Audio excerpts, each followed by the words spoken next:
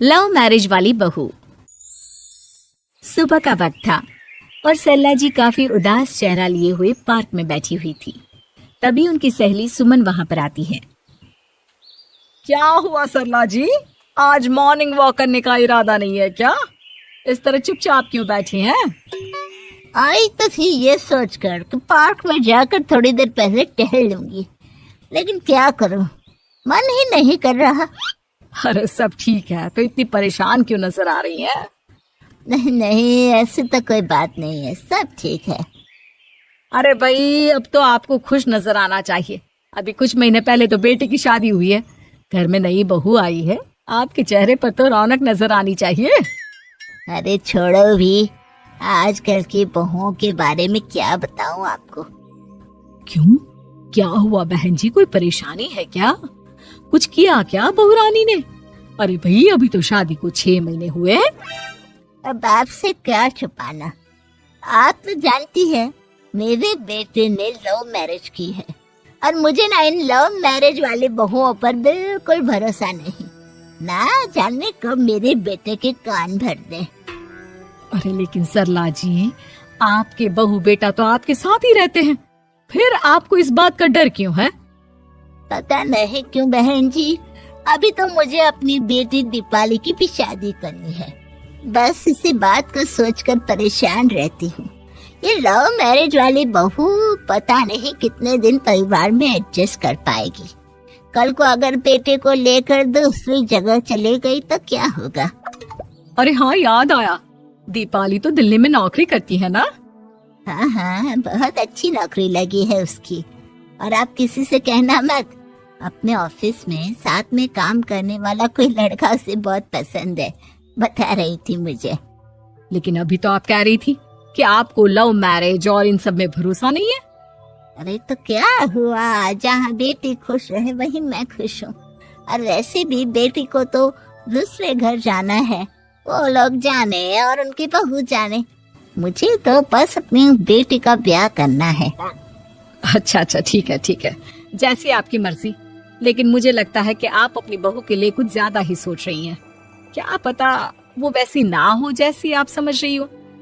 सरला जी अपनी जगह से उठते हुए कहती है, अब ये तो भगवान जाने, बस मेरी बेटी दीपाली की शादी उसकी पसंद से हो जाए तो मैं गंगा नहा लूं। चलिए बहुत देर हो गई है, मैं भी अब घर जाती हूँ। अच्छा, ठीक है, मैं भी चलती हूँ। अगले दिन जब सरला जी अपने घर पर बैठकर चाय की चुस्कियां ले रही थी, तभी उनकी बहू वहां पर आती है।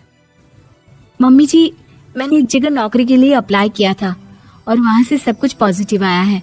मैं भी नौकरी करना चाहती हूँ ताकि घर के खर्चों में थोड़ा हाथ बटा सकूं। अरे बहू, तुम्हें नौकरी करने की क्या जरूरत है?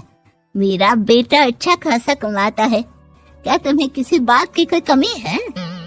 तभी सरला जी का बेटा वहाँ पर आता है। नहीं माँ, उसे किसी बात की कमी नहीं है, लेकिन वो इतनी पढ़ी लिखी है और अगर नौकरी करना चाहती है तो हमें उसे नौकरी करने देना चाहिए। कुछ पैसे घर में आएंगे, हम सबकी मदद हो जाएगी।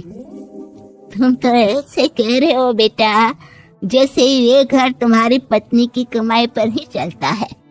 अरे नहीं मम्मी जी, इनके कहने का ये मतलब नहीं है, बस मेरी ही नौकरी करने की इच्छा थी, इसलिए आपकी परमिशन चाहते हैं। अब भाई, मेरा बेटा तुम्हें लव मैरिज करके घर में लाया है, मैं तुम्हें कुछ कैसे कह सकती हूँ? जो मर्जी आए करो। सरला जी का बेटा और बहू वहाँ से चले जाते हैं। अब उनकी बहू नौकरी करना शुरू कर देती है।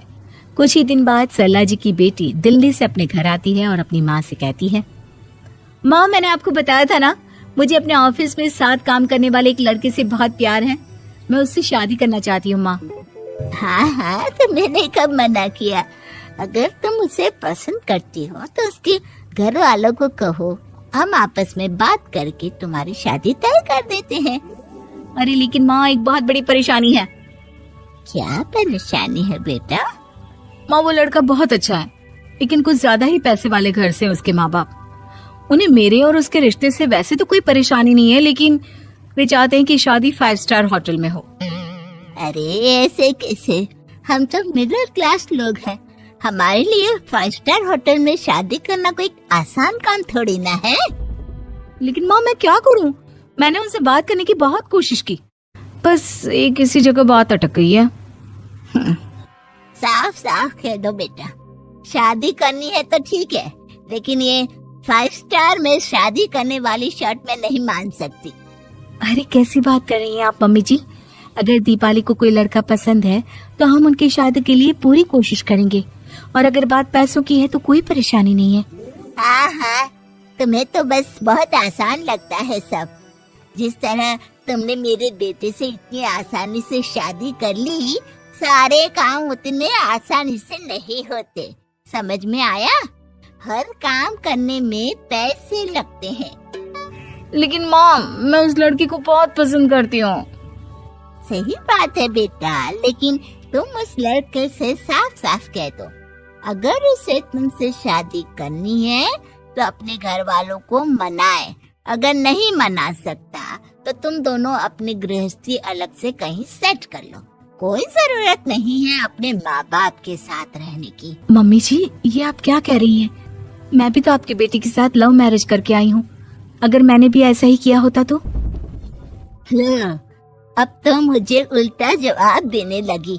देखो बहू, मैं तुम्हारी सास हूँ, मुझसे ठीक से बात करो।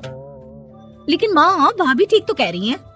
हाँ, अगर बात शादी के खर्च की है तो मैं उस लड़के से कुछ कह सकती हूँ, लेकिन उसे अपने घर वालों से अलग होने के लिए कहना, ये सही होगा क्या? आप तो समझिए माँ।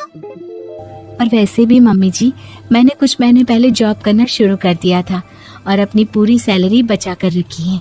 आप चिंता मत कीजिए, मैं दीपाली की शादी में कोई कमी नहीं होने दूंगी। तुम अपनी सारी तनख्वाह मुझे मेरी बेटी की शादी का खर्च करने के लिए दे दोगी? हाँ माँ, मैंने भाभी को पहले ही सब कुछ बता दिया था और वो इस बारे में सब कुछ जानती थी, इसीलिए उन्होंने पहले ही नौकरी करनी शुरू कर दी ताकि मेरी शादी धूमधाम से हो सके। तभी सरला जी का बेटा वहाँ पर आता है। देखा माँ, जैसा हम हर समय समझते हैं वैसा होता नहीं है। आपको लव मैरिज करने वाली बहू से नफरत थी ना, लेकिन अपनी ही बेटी की लव मैरिज पर आपको कोई एतराज नहीं था। ये तो गलत बात है ना। हाँ बेटा, सही कह रहे हो तुम। बहू, मुझे माफ कर दो, मैंने तुम्हारे बारे में गलत सोचा। आज से मैं बहू और बेटी में कोई फर्क नहीं करूंगी, और अपनी लव मैरिज वाली बहू से तो बिल्कुल नफरत नहीं करूंगी।